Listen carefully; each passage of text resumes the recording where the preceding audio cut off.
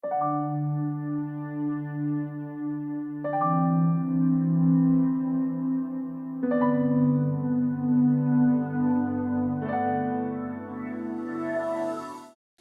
I'm Llewellyn King, the host of CFS Alert. Our guest today, I'm glad to say, is a returning guest from several years ago, Michael VanElzakker. He is a research fellow in neuroscience and neurotherapeutics at the Harvard Medical School and the Massachusetts General Hospital. Mike, welcome back. What is your specialty in this? Hi, Llewellyn. Thanks for having me back. So, I am a neuroscientist at Massachusetts General Hospital, and the immediate thing that our lab works on is neuroimaging. But we do a lot more than just that. But that's sort of the immediate thing that we work on because it's the most direct way that we can study the central nervous system in living people. Why the central nervous system? Why does this include the brain? Some people seem to think that you should study the brain and everything flows from that. The central nervous system, where does that fit into it? Yeah, so the term myalgic encephalomyelitis means pain caused by inflammation of the central nervous system. And so, yes, I think we believe that the central nervous system is really sort of central. That's not to say that there's not anything important happening in circulating blood or things like that. But I think really there's a lot of evidence that it's sort of a central nervous system focused condition. And you've been working on this for how many years? It depends on how you count the start. I was working on it sort of on my own, studying, reading about it long before I officially published anything. My initial first publication was in 2013, and that was really intended to be a paper that was given to this other field because I was doing post-traumatic stress disorder research. I really didn't intend to do this kind of research and was instead saying, here, other field, here's some mechanisms that it doesn't look like your field is aware of. So let me describe these for you. But it turned out that I was sort of lured in to work on it a little bit more formally. When we spoke before on this broadcast, you talked about the vagus nerve and your specialty, your concentration at that time, I believe, was on the vagus nerve. Is it still so? And you might tell us again what the vagus nerve is and why it interests you. Yeah, I guess, that's sort of what my paper was, written about. I didn't intend for it to be a description of every single case. I don't think it is. I never thought it was. The intention was to describe a mechanism that I think is important. And vagus nerve is the 10th cranial nerve. It's what's called a mixed cranial nerve, which means it goes in both directions, from the body to the brain, and then from the brain to the body. And from the body to the brain, what it does is to detect the presence of inflammatory responses to infections or injuries. And then it tells your brain that the body is sick or injured. Without that, a lot of times your brain wouldn't know that your body was sick or injured, right? And then in the other direction, the vagus nerve is the really central hub of the autonomic nervous system. And as we know, a lot of patients with the ME/CFS diagnosis have a lot of problems with autonomic dysfunction. So POTS, tachycardia, things like that. Do you feel you're making progress? Do you feel you're any closer to understanding myalgic encephalomyelitis, its causes, and possibly one day its treatment? Sure. I think that we've got sort of ideas about the mechanisms and what's in play. I think it is a symptom-based syndrome diagnosis, which means that, with the sort of expanding definitions, it's going to capture a lot of people that may not have the same exact underlying problem. And so part of our job is to do investigations to try and understand, what's happening with this person right here in front of me. If there was a group of people that all got sick at the same time in an outbreak, then we have a really good clue that that is really what's happening with them. But a lot of cases aren't like that, and they're sort of, come down with it in some other way. So in terms of finding out what's wrong, yes, I think that we're, trying to make advances, and, you have ideas, and it takes a long time to do empirical research to support or fail to support those ideas. it's difficult, especially if there's, a lot of these illnesses start with an infection. It's a very difficult thing to study when infections are living in tissues, right? So we try and do everything we can non-invasively, but it's not easy.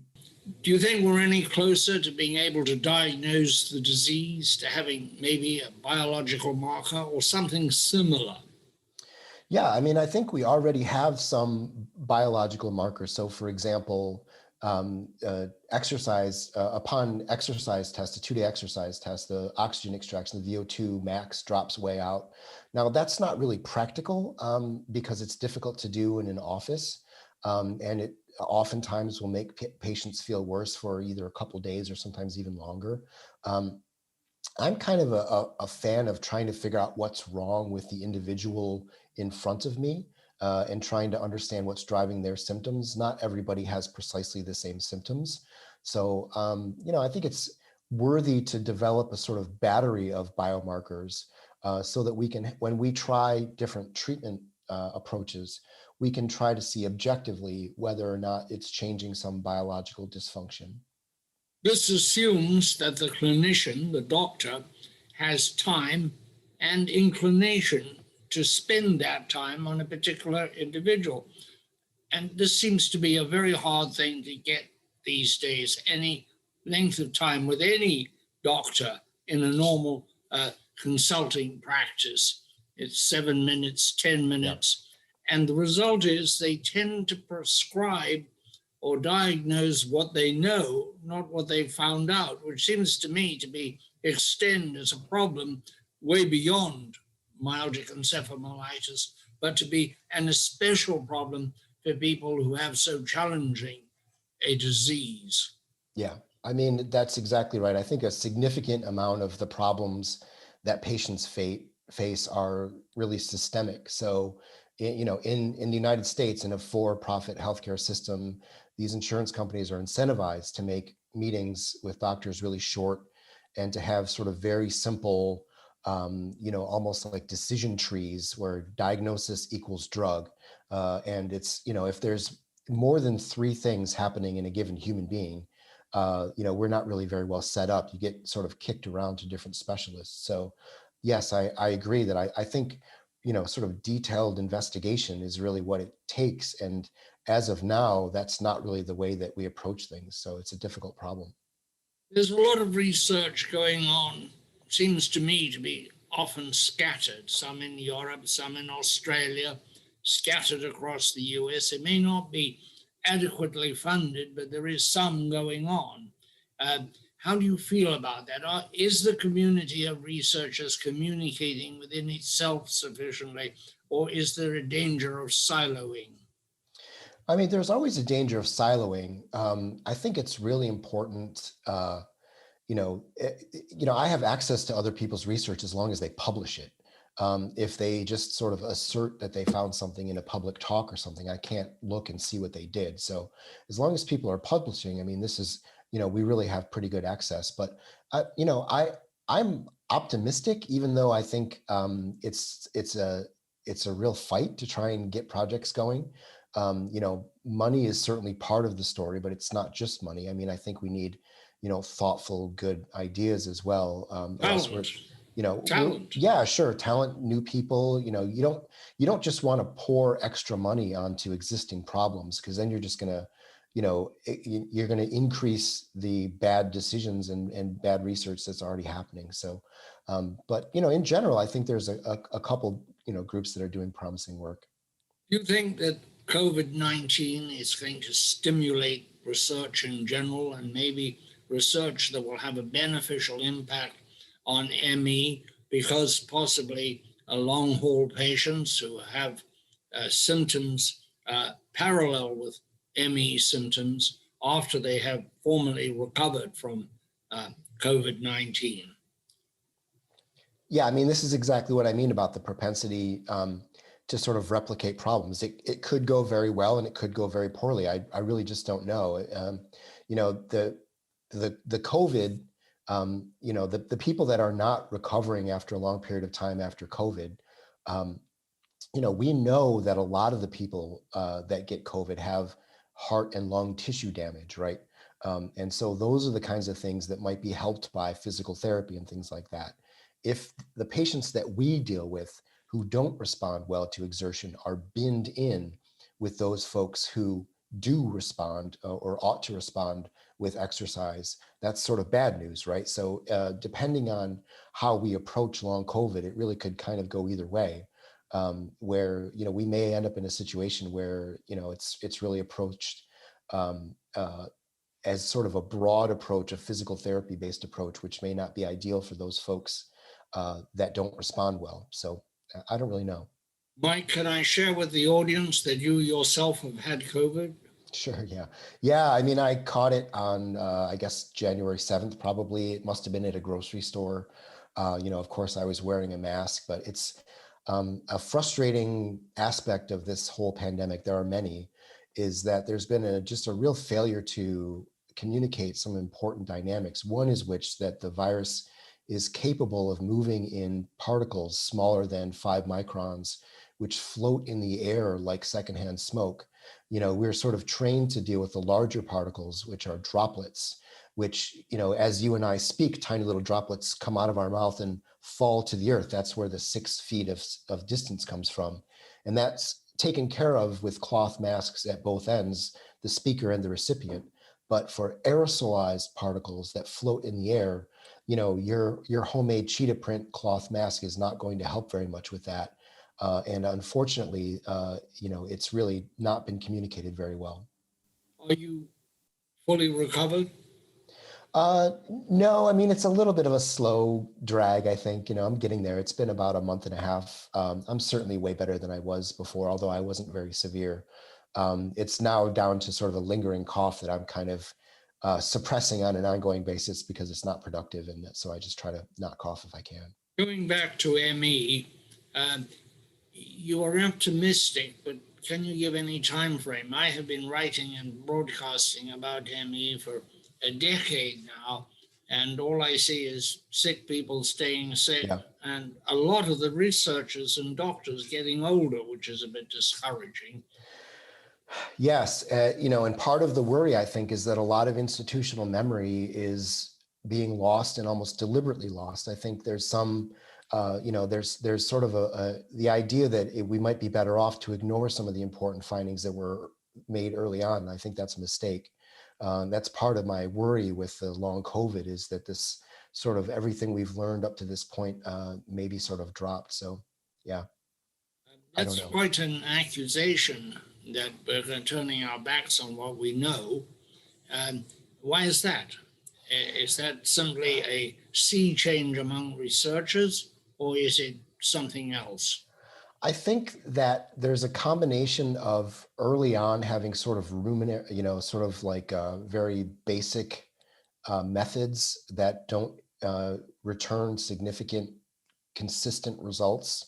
And that has perhaps sort of been mistaken as we should just sort of drop everything we know and start from scratch. I think there is some signal to be pulled out of the noise. I think we can learn from the old outbreaks and epidemics, whether or not every single individual has the same thing as happened in, let's say, Akureyri or something like that, right? I don't know the answer to that, but I do think that there's some lessons that we can learn from history. What kind of imaging are you doing? I understand that imaging is part of your research. Yeah, so I mean, it'd be very easy for me to spend 2 hours just on that topic, but broadly Maybe you would speaking, give us 3 minutes. yeah, broadly speaking, we use two different kinds of machines, basically. One is called a PET machine, a positron emission tomography, and that is a type of a scanner that uses a very small dose of radiation because it rapidly decays. So it's got a half-life of like 30 minutes. And so it's got a camera that detects the decaying radiation. And what you do is you tag some biologically meaningful substance with rapidly decaying radiation and you inject. And then wherever that biologically meaningful substance binds in this case, the brain for me, then the camera can pick up the signal. So we use that to detect neural inflammation to detect some proteins that are produced during neuroinflammation. It's about the most sensitive thing we can do in a living person. And then separately, we also use a type of a machine, an MRI, a magnetic resonance imaging. And with those MRI machines, you can do a lot of different things depending on how you set the acquisition parameters. One thing that you can do, for example, is to tell the difference between oxygenated and deoxygenated blood, because the iron in the hemoglobin has a slightly different conformation. And you can pick that up with very, very strong magnets. So you can tell where in the brain blood is flowing or failing to flow and things like that. What would your wish list of things that would work for you, that you would like to have to make what you're doing easier and more fruitful? Would it be more people, more money, bigger, better machines, or just pure old-fashioned inspiration? Well, I've got plenty of inspiration, but I could use just resources, of course. I mean, myself and microbiologist Amy Proal and geneticist Chris Phobes started a nonprofit research foundation called Polybio. And we sort of listed a bunch of different projects that we're hoping to get off the ground. And so those are sort of really articulated there. I mean, in terms of what I personally need, just people, if I could hire more people, that would be very helpful. Right now, it's just myself and a research assistant. We work super hard, but we're trying to do a lot with just the two of us. I've got a couple really good undergraduates that work for me. I teach at Tufts University, and so I can work with undergraduates for school credit. But in terms of projects, I think the main primary thing that I would want for this field is good pathology. Really good detailed autopsies. It's one of the things that we've been trying to get going through Polybio. We're working with a really gifted pathologist. He's head of neuropathology at Beth Israel at Harvard Medical School, named Matt Anderson. And he's done some really good autopsy work on, previously sort of, I don't want to say dismissed, but poorly understood conditions like POTS, autism, where really detailed autopsies can give us good information. Now, of course, I don't want anyone with this condition to die, but with a patient population this large, there's going to be inevitable deaths. And I think being ready and able to study bodies and brains is important.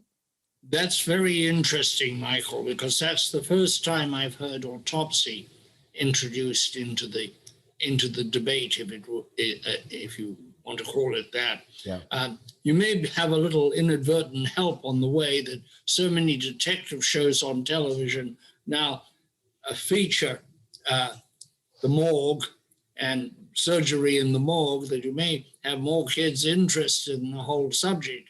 It used to be thought that if you weren't a very good doctor, that's what you did. But in fact, it's not so at all, right? No, I mean, these are very gifted scientists who do really important detective work. And, a really big problem that just constantly drags this field and many other fields is that you cannot tell everything that's happening in the body by looking in peripheral blood. You cannot tell everything happening in the body by looking in peripheral blood, especially if it's happening in the central nervous system. There is a rich, detailed, long literature demonstrating that repeatedly. Unfortunately, the difficult, painful, uneasy truth is that looking inside tissues is the best way to understand what's happening in the tissues. So autopsy is unfortunately the best way to do that. You're a hugely interesting man, Michael. How did you come to do what you do? Well, thanks. Honestly, a sick friend, someone that I grew up with and, loved dearly. And, I was on my path to doing a career in sort of stress and memory in neuroscience. Those are, it's a topic that I know a lot about and work on a lot. But, when we connected, years ago over the internet, which was, Facebook was kind of new, and, it was one of those things where, what have you been doing for the last couple of years? And I describe my studies, and my friend describes her experience, which is that she had to drop out of law school early because she was stricken suddenly, kind of out of the blue, couldn't make it up the stairs. Her doctors either don't know what's wrong or sort of dismiss it. And I know this person. I know that she would be out there conquering the world if she could. And I just became interested. So I started reading about it kind of on my own while pursuing a sort of a separate parallel course of formal study. I find that very interesting because in my reporting in this and other fields, it is always that human connection, my friend, my girlfriend, my boyfriend. It's that human connection that will drive a researcher in a particular direction uh, and change the course of their life and hopefully help the afflicted person. But many people, nobody seems to sit down and say, here's a blank piece of paper, what will I study? Somehow there's a human dimension, a face, a human face, a friend. Yeah, we call that's how I got into it because of the co-host of this program, Deborah Warrock, who is a sufferer. She was an old friend of mine from many years ago. I love that. And that brought me into it. Yeah, absolutely. Sorry, in the field we call that me search, ME search. Like it's like you're looking at something that matters to you. Sometimes it's directly, or sometimes it's sort of indirectly through a friend or something. I mean, research is hard and tedious and not rewarding. If I wanted to own a nice big house, I would go into pharma and I would work on some immunosuppressive drug or something. But you have to be motivated to drive those difficult days when you're doing a lot of sort of tedious, boring, hard work, and you have to have sort of a fire in your belly or you'll burn out. And so, yes, I believe that a lot of people have sort of a personal reason that they're driven to do the work. It's not just ME. I was once doing some reporting on brain cancer, although I'm not somebody who writes much about medicine except for ME. And I asked, how did you all get into this field? And everyone was a friend, yeah. Which is very interesting. I wonder if we've studied the dynamics of that and put a scientific label to it. Yeah, I mean, the human component is really important. I mean, I think that's missing in a lot of things, including medicine. I mean, imagine how medicine would go if people had sort of a long-term primary care physician that they knew, that knew them, that saw them as a real human and in sort of a caring, non-transactional way. I mean, I think a lot of things could be improved by that dimension. Wasn't that Osler, the famous Osler, wasn't that his idea? Don't do anything, just look and listen. Yeah, listen till you know what to do, but that takes a lot of time and in our society, a lot of money. Sure, yeah. I mean, it's relative to some of the other things we do, not that much, but yes, I mean, it is the harder route perhaps, but it's the more effective route, which would make it more efficient, I think. Finally, I'd like to ask you about minorities. It doesn't seem as though any of the people we encounter are Hispanic, African American, etc. It's all people like ourselves. Why is that? I tried to do a little bit. I went on a radio program and I got calls that people said, well, I think I have it because I'm tired, which is a reasonable reaction. But there seems to be no penetration of understanding in those communities. And I don't see in any of the groups or any of the clinicians' offices I've visited anybody who isn't white. Yeah, I mean, it's a significant problem, I think, and I'm skeptical that it really actually reflects the actual prevalence and incidence. Well, I'm sure it doesn't, but I don't know that. Yeah, Leonard Jason did some at least sort of preliminary epidemiological surveys, just phone-based, and found a higher prevalence in non-white populations than in the US, than in white populations in the US. So I don't know. I mean, I think a lot of it is, it's again going to take sort of a human, going into communities. And some of it is just simply access, of course. If you have insurance and a doctor and things like that, you're able to get more diagnosis. But I'm pretty skeptical. I mean, COVID has really decimated non-white populations in a really disproportionate way. And I suspect, likewise, unfortunately, we're going to see that long COVID has the same, effects. I mean, the difference in Boston, the difference between Chelsea and Cambridge which have similar densities, population densities, is something like fourfold or something in the terms of cases.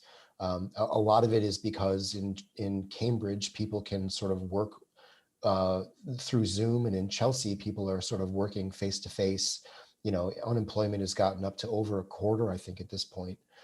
So yeah, I mean, we have a tendency to replicate problems in society in sort of any endeavor, and I think it's just an example of replicating some of the deeper problems. Michael, I find you a fascinating and stimulating man. Thank you so much for coming on the broadcast. It's a pleasure to have you back, and I hope you'll come back often. Well, absolutely. Well, thanks for having me, and take care of yourself. The pleasure is mine. Totally. Okay. Thank you.